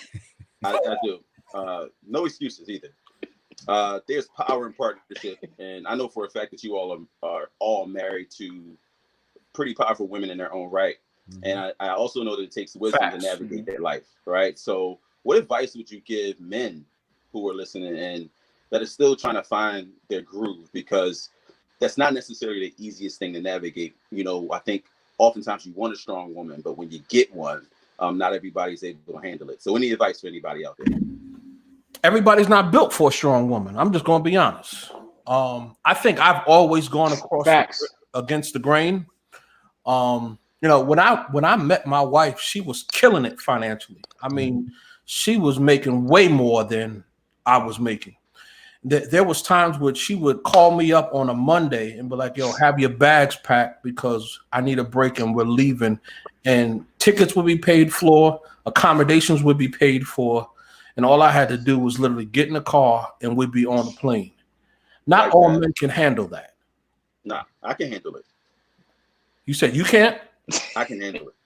Oh. So is this a question for everybody, or is this Sure. okay? I mean, listen, I know Pastor Cleo, so Yeah. No, I think a that strong woman. first of all, around the question, I think that you don't want a strong woman if you're not a strong man. Yeah, that's why I said everybody's not built for it. Yeah. So if you're That's not, good. There you go. They want to steer. Now away. you're talking good, sir. You know what I mean? But I think so. Me You and talking Clay, good, Bishop we Tom. do ministry, right? So I have a philosophy. First of all, you have two absolute unique individuals. That's why it's hard to find a model sometimes, because both of you are absolutely unique. And so when two people come together, Mhm. here's the question: not what is that's different about you. Stop fighting over your differences.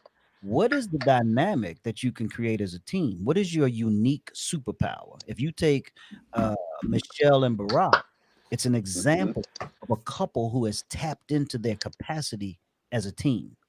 And every team is absolutely unique. And so as a brother, you want to, where's the woman? You know what I mean? Who is that one? And it ain't that she just gonna pop up walking down the street. It's gonna take a process. You're gonna have to observe, figure it out. You better pay attention to her family. That's Because good. what's in the family is the DNA that's in her. Maybe she the one that's the sanest of the rest of them, but whatever that crazy stuff that's in them is still in her, and it's the same with him. But I think the two people, That's true. the two people have to decide what we're supposed to do as a team. And so we've decided to maximize that. And it's conscious, it's not accidental. Listen, Bishop Taylor, you gotta. Can I answer it too, Kaban? Absolutely. Well, listen. Well, my wife came from under the teachings of Bishop Townsend, so she already came from a strong, explosive, spiritual DNA. Okay, so when I came on the scene, I better come with something. He came. So well. Yeah, you know, one of the things that I had to, or she wasn't trying to hear it, and so that's the thing. When you come with a woman who already got her own, like when my wife came, my wife had everything. So there wasn't nothing that I was going to do to try to impress her. I had to come with something different. And the one thing that separated me from her previous relationships was my spiritual relationship with the Lord and how serious I was about God. I wasn't playing church, I was living church. So that was the attractive part to her. And she said, "Oh, I got a man of God that is serious about the Lord." And anybody that knows me, when it comes to the things of God, I'm all in. All in. It ain't no playing with me. The things of God, something that I live, breathe, eat, and sleep ministry.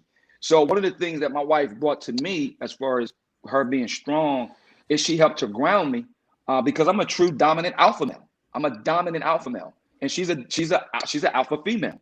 So the Bible says, "Iron sharpeneth iron." So when you got two people that's explosive, there's gonna be friction. You see what I'm saying? But we have learned how to work together to form the dream team, because teamwork makes the dream work. So I thank God I don't have a yes woman. I thank God that she don't let me talk slick out of my mouth. I thank God that she checked me and say, "Nah, baby, you out of pocket." Yes, sir. I thank God that said, "Nah, baby, you can't be up there preaching something and saying something." What? She'll pull my coattail in a minute, but I thank God for that, because I need that woman in my life to remind me that you're a man of God and you can't be out here doing stuff and saying stuff, but then you ain't living in this house. Don't stay up in the pulpit if you ain't living in the house. I give you a pass if you fall short on that, but now you can't keep saying you're falling short. Nah. You got to get up from there, sir. All right. That's how my wife coming, but I need that. The Lord knows what you need. Hey, yo, but let me say this. You know what? let me say this on that though. I think because it's a point to the brothers that's looking for wives. Ephesians 5 talks about that he washes her, cleanses her, that he may present to himself. What I've learned is if you tear her down, beat her down, disqualify her, when she fails to flourish, you get what you've presented to yourself. Yes, sir. If you build her and you develop her, and you create an open ceiling or an open sky for her, every time she flourishes at a new level, you celebrate what you get because you present to you. That's good, Bishop Townsend. Build. So I just want to encourage brothers to have that mentality, because if you tear it down and then you don't like what you got, you do not get the escape that you did not cultivate. You do not get to escape what you did not cultivate. Tweet that out. That's good. I'm right there. Yeah. I'm writing that down on my. I'm writing that down on my laptop. Lean into this next question for us. What is your favorite thing to do when you are not pouring into others? I'm an introvert, man. Being at home, either chilling with myself, chilling with my family. You really are an introvert. Yeah, I am. You're great one-on-one though. Like when we have lunch, when we grab a bite together or something, like it's great. But do you find that you are when you have to lean into certain situations, it's just your call and you snap into that mode, and then when you're in your house and your domain, you're your most truest self? Absolutely. Interesting. I was, because of my family DNA, we are people persons, right? But I'm comfortable at home. I cook, I bake, I grill, I chill with my family. If I'm here by myself, I'm content. I'm telling you, I'm an introvert. But when I have to do what I have to do, I'm able to turn that on too. So, you know, that's just me. No, I My, appreciate my it. wife is texting me while we're on here, and she was like, "Yeah, I'm cooking," and then she goes on the other side. He's the mayor. I love it. I love it. So Bishop Townsend, other than God and your spouse, what makes you feel really whole? I think, wow, I think just knowing that I'm doing what I'm supposed to be doing and giving it my best. I think life is very large, and I think eternity in us has an appetite for everything, but figuring out what you really need to get involved with, like I like motorcycle riding, I like playing chess, I like making music. I mean, not just rapping, I'm making beats, and I like playing the harmonica. I like writing, and so now I've filled my library with a bunch of options because I find out that sometimes pastors don't give themselves another life. And then when the pastoring is over, just like a couple who only raises their kids, when the kids leave, they don't have anything. And so we have deliberately built in all That's these good. legitimate categories like fun and hobby and Mhm. talent. And so I think I feel real good. Um, I think Pastor Jolly said it well. People don't believe me, but I could exist in a log cabin with no people around I for believe it. months. You know what I mean? And I'll be happy. They think you need a crowd to be happy, and that's not the case. Can I just jump in? So there was an illustration that I saw on social media about when the shelter in place first happened. Mm-hmm. There was one illustration where people were comfortable and they were flourishing in it. And then there was another illustration where people were breaking out. Let me tell you, when you talk about somebody that was flourishing, because it was already what I was doing. Right. I did what I needed to do in regards to the church, but being at the house and me doing what I need to do, oh man, I'm still loving it at times. Yeah. But we get robbed of that with the social demand, and I think that's part of Absolutely. the pressure question that Kayvon asked us about. Because you can, I saw pastors that were mad. 40 years in, they mad at the people, they mad at God, and I'm like, what you mad about?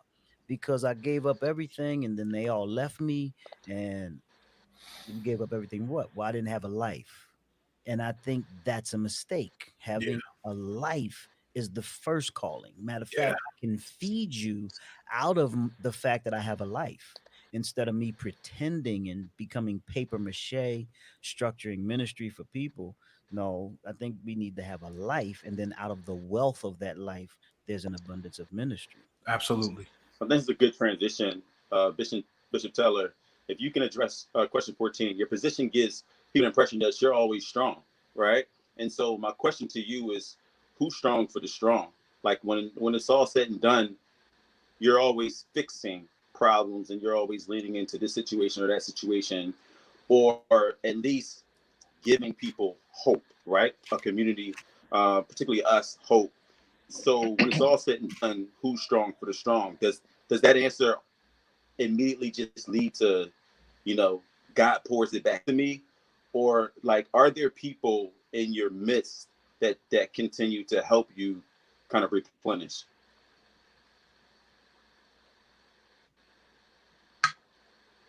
You with me, Bishop? There's a scripture that's y'all can hear you. Was Okay. that for me? Mm-hmm. No, go for it. You got it. Okay. There's a scripture that says our brother was born for adversity. So the Lord always has people in your life that help you along this thing called life, so you're not doing it by yourself. And I always call it my Fab Four. You see what I'm saying? Who's my That Fab Four? It Proverbs. reminds me of the man that they took. Our brother was born for adversity, yes. And then it reminds me of the man that they took through the roof to Jesus because they couldn't get through the front door because of the massive people.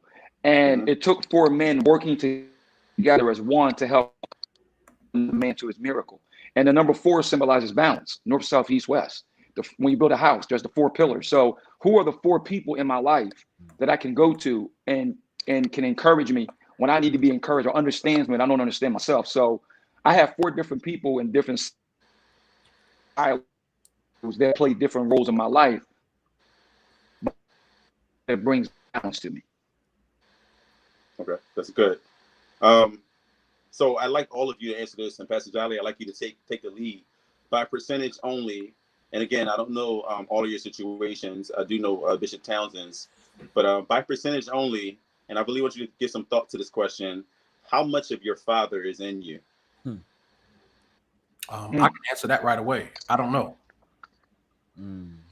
Because that relationship is not there.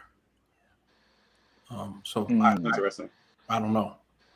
I want to throw it out there that one of our next, it might be episode 6, we will be doing, and I haven't even told you this, Bishop, but we will be doing a segment called The Invisible Man, when dads disappear. It'll be a really good conversation, and hopefully my Wi-Fi is a little better. So Bishop Taylor, why don't you go ahead and jump in there? By percentage only, how much of your father is in you? I'm gonna say 50% my father, 50% my mother. You know what I mean? 50% I got some of his personality, because my dad, was in my life, fortunately, and I thank God for my dad. And then I would say the other 50% was from my mom. So I got both of their DNAs in my bloodline. Dr. Townsend? I'm with Jolly, and I'm curious to know, when you say what I was going to say, what do you know, or what do you think you know? Not that I know what you were going to say, but I think why I was under you for a very long time. Sure, yeah. So I think I studied you, even not being under you. Like, I've listened to some of your rhymes, right? And there's one where I don't know if it's a Dear Mama or Thank You Mama, where a lot of the stories that your mom told basically were very telling. It was like a very vulnerable moment. Yeah. So one can only assume that he just wasn't there, and she was a teen mom, and there was some struggles, there was some streets, there was a lot with that. But I still think what we don't know is the stories that you were told, whether you know them, whether you've been around them, the stories you've been told about them. And I think oftentimes, particularly in your adult life, you start to recognize that, wow, there's some things in me that I fight against, because I know that there's spitting images of this man for whom I somewhat represent. Yeah. So and that's the reason that answers the question. That's the reason I asked the question, because all of that references my stepfather. All of that, none of that references my DNA. All of that references my stepfather, who was a drug dealer, abuser, physical, verbal, very violent on a regular basis, and would throw me across the room if I tried to protect her. We literally had to go to California to get away from him. Wow. And so, but in answer to your question, my real father died. My DNA father, Robert Jameson, he died when I was 5 years old. He fell dead on a basketball court. So some relationship with my grandfather and a couple of my uncles, but very sporadic. So my answer is like Jolly's, in that there was no chance of a relationship, and so I do not know the answer to that question.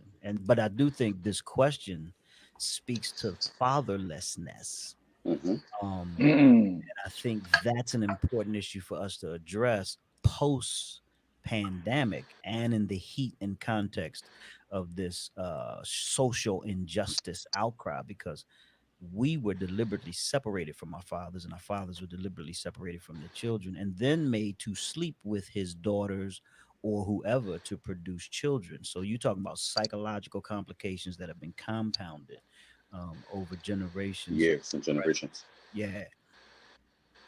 Wow. Hey, Kevon, can I just say one thing? Sure. Now we're talking about this thing of fathers, and I don't want to prolong it, but can I just unpack something? Sure. As you say, the one thing though that I would say was a personality of my father is that, and not like, again, my father was a great man. He was a great provider. My dad was there. Yeah. And I'm very fortunate. My dad was there until he passed, unfortunately, in 1998. However, one of the things that my dad never did, that I was very intentional about with my own children, is I never once heard my dad tell me that he loved me. Mm. Mm. Yeah. And his love for me was based on what he did for me. My dad took me to baseball games. My dad taught me about sports. My dad took me to Sixers. My dad introduced me to Sixers in sports and football, and my dad played softball. I traveled with my dad when he traveled with his team. I did all of that. But one thing that my dad never did that was a personality that I didn't take on, that I took on from my mom, is my dad never told me that he loved me. So when I had my girls, I was very intentional about making sure I told them that I loved them. Yeah, that's a whole nother episode. Pastor Jolly, why don't you be the only one to take this one? If the goal is to keep everyone safe, do you really feel like churches are ready to open back up? And I want just think broadly. I think I know your position because you mentioned it earlier. But when you think of kind of how the world is opening back up in general, and this is just to speak in general, do you feel like churches are ready to open back up? No. And I'm gonna say that from a multi-layered. Number one, there's still no cure. Number two, there's still not enough facts. Number three, people are not understanding that some of the practices that we were accustomed to when we do assemble, we really should not be engaging in it. I was having a conversation yesterday and today just in regards to the music ministry. So when people are singing, all right, technically they're saying 6 feet, but really it should be 15 to 27 feet in between people. Okay. When we're singing, and this is from a virologist, you're coming up from your gut and it's coming up and it's coming out. And if this is viral, if you have people in close proximity to one another, they have a greater chance of catching it. Okay. When it comes down to the pastor even preaching, how do we now put together such a sterilized place where we're not going to be in danger and they're not, and people around us is not going to be in danger? I really think that they're trying to use the church as test to be able to see how quickly this is going to spread. The marches have beat us to it, but we're the second round of the test. All right. So if they see people that are coming to churches and the churches are getting sick, that's going to give more data for them to say X, Y, and Z. So no, I don't think the churches are ready. As much as people want to rush back into the building, and I'm like Bishop Taylor, I don't mind being in the house. I enjoy it. But at the same time, you're not going to use me as no test dummy. That's not going to happen. Okay. We're going to move on to 17, and I'm replacing a question with a question. How has all of this confusion in the world affected tithing? And how do you have these conversations and meaningfully knowing that so many people were affected in so many ways, economically, with regards to their health, so on and so forth. So while you're having to expand your ministries virtually, are you finding that, realizing that the topic in and of itself is always, for lack of a better term, sensitive? Are you finding that tithing is still something that you have to educate people on and during this time? Just talk to me about that. Anyone? I've never been afraid to talk to my congregation or anybody about the practice of tithing. And I'm very clear is, where God sets at least the minimum standard of the 10%. And we go beyond that when we move into the New Testament as liberally. But really it's in your heart. So people can be giving, but if it's not in their heart to give like they're supposed to, God is not going to honor that. So when I talk to my congregation or even when I make the appeal when we're online, say, if you believe in what Second Macedonia is doing and partner with us, sow with us, honor God by giving what you're supposed to do. And for those that are adhering to the call, they'll do it. For those that don't, that's going to be their conversation that they have to have with God if they say that they truly have an authentic relationship with it. You know, I believe that God is sustaining us. Yes, offering and tithing has dropped a bit because some people are holding on to it until we come back to the building. But I tell them there is no timeline on when we're coming back. So do what you need to do so the church can continue doing what it needs to do.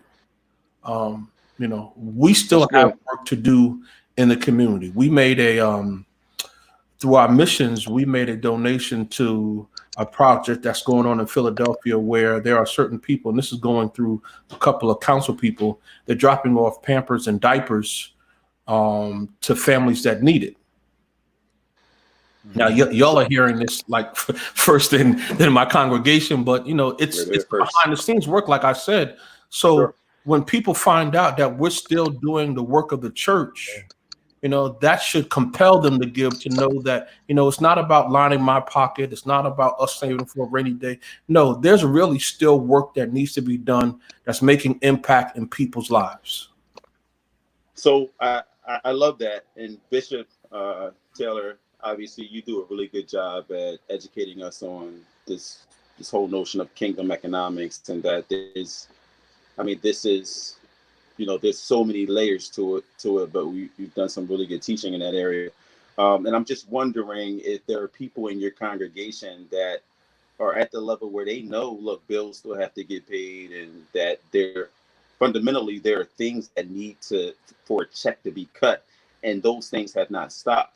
And so while sure, there are some people that are far away from that conversation, but then you have others that I would imagine really truly want to know how they can help and where we are. And I've always been interested in whether or not those conversations are had, you know, and I would imagine that your leadership, you may talk about it, but there are some people in the congregation that may not know how they can help, or may be holding on, or may be willing to even give more. But I'm always curious as to whether or not those conversations are had, and it becomes a little sticky. So I wanted to bring it up. Any last thoughts on that, and we can move on to the next three and we can close out. You know, from my perspective, going back to what Pastor Jolly said, is that all we can do, man, is just to continue to teach it and remind people about kingdom economics. That just like our households, if we don't pay our bills, then something's going to get cut off or repossessed. It's the same thing in the kingdom. We have to make sure that we continue to be faithful with our giving. And one of my things is, you know, I never want to teach it to a point that I feel though people are being harassed or I'm begging. But at the same time, you want to challenge people, because sometimes people have to be challenged up to giving, because people will give based on, watch this, people will give based on how they feel, but not based on what they're supposed to give, based on what God has challenged them to give. Sometimes people have to be challenged and then see it as, you know, and see it going towards a cause. And one of the things, quickly in the sake of mine, is that, you know, that the mission the Lord's put on us is that I'm real adamant over these summer months and continuing is to feed people, because we're living in a time right now in the pandemic that people are hungry. There's a lot of people that don't have groceries. There's a lot of people that have food. So we're taking our seed, we're taking what's being brought to the house to upgrade our food pantry, to upgrade our equipment, so that now we can move forward with feeding the people and making sure that we have adequate resources and people have groceries and these necessary things to say, this is what we're doing. This is our, Jesus said, feed the hungry. You see what I'm saying? So we were doing our food pantry before with non-perishables, and people were calling and saying, well, I need meats. Guess what we did? We said, okay, we have heard you. And now we are investing in our own food pantry economy. And now we can provide you meat. So now we have meats, and we also have, you know, your giving and your contributions are like in order for a physical location, but it's also taking care of other needs in the ministry and meeting the needs of the community.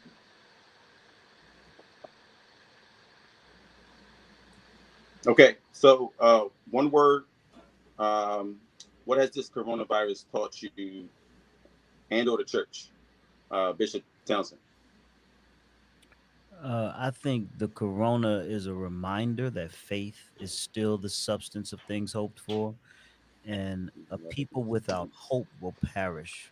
And so those nails, we've simply hammered them deeper into our soul, into our psyche, that faith is the substance of things hoped for, and life is the gift. Regardless of the context, the gift is life. And so let's live abundantly and let's live through. Let's walk by faith. That's good. Name one thing that will absolutely change in your church as a result of all that's happened in the world. Either Bishop Taylor or Pastor Jolly. For us, Yep. it's One thing that absolutely changed. go ahead, Bishop. Go ahead, Pastor John. Go ahead. It's continuing to Okay. continuing to trim the fat. When I got to Second Macedonia, Mr. Lane. service was Pastor Jolly, go ahead. Go ahead. when I got to Second Macedonia, service was almost 3 hours. We're on a 90-minute platform right now. Yeah, you hear that, right? Before we got to Shelter in Place, we was on a 90-minute platform. And I think even after this, it helps us to trim the fat even more, that we can get in, do what we're supposed to do responsibly, right? And then go out and do what God has commissioned us to do. I like it. That's right. This is the longest church service I've been to right here in a long time. Talk. Don't do Talk. I've said it before. Last question. If no one remembers anything else that you But said this is good today, church, Bishop. Come on, man. It's good church, Bishop. Yeah, I agree. I ain't fussing. Yeah, you fussing. I If love no this one else conversation. remembers anything else that was said today, I love this. I love being. last words. And we're out of here. Bishop Townsend, Pivot. since Oh, You wanna last close? words. I'm sorry. Is last that words.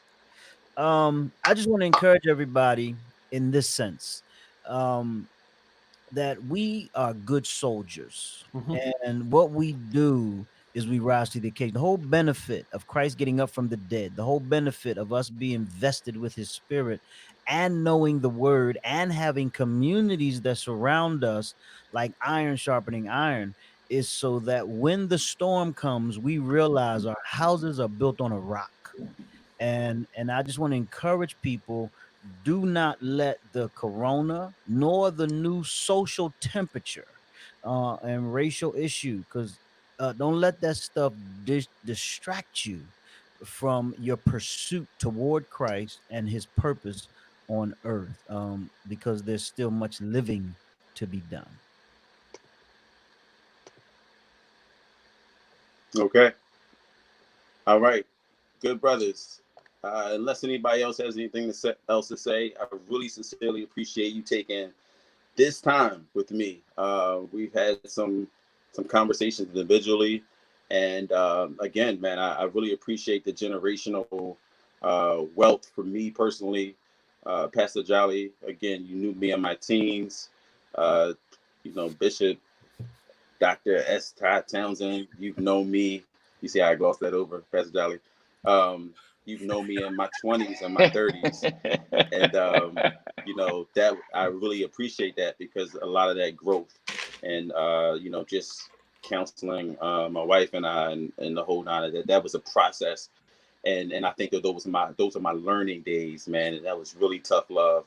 And you did it unwaveringly and very unapologetic. And we'll leave it there.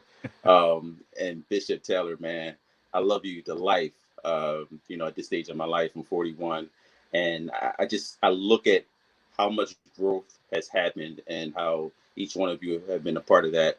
So I appreciate you taking the time, because I know time is a commodity. All right. So enjoy your evening. And on that note, we're out. And Kevon, thank you, bro. Thank you. Yeah, absolutely. For the opportunity. Yeah, man. Thanks, man. Thanks for this platform. And thank you, It's my bro, pleasure. for quite frankly, for growing in the Lord. Everybody Yeah. stages, and I want to celebrate your growth and just thank you, man. Thank you. Thank you. Thank All you. right, gentlemen. Thank- Have a great night. Thank your All right. wives for me. All right, beloved Hey, brethren. Hey, Kevon, don't forget about part 2. You heard what Pastor Jolly said. Part 2, man. We got to finish it. I got the charge. I just got to work on my Wi-Fi over here, brothers. If you don't mind, I'm getting a Yeah, lot you got of that flack. Teddy Riley. You got that Teddy Riley Wi-Fi. You want us to take Okay. up your offering for your? No. Already done.